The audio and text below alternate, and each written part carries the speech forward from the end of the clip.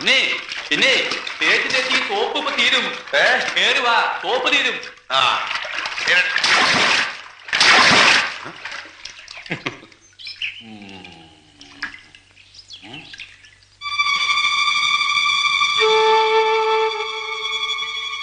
ഉണ്ണി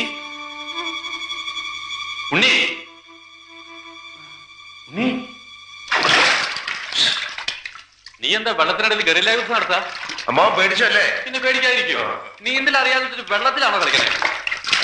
വെറുതെ ഒരു രസത്തിന് മുങ്ങി. ചെറുപ്പത്തില് ഞാനും പാർവതിയും ഈ കുളത്തിൽ ഒരുപാട് ഒരുപാട് വെള്ളാരം കല്ലുകൾ എറിഞ്ഞിട്ടുണ്ട്. അതൊക്കെ മുളച്ചോ നോക്കിയായിരിക്കും. ഒന്ന് പോടാ.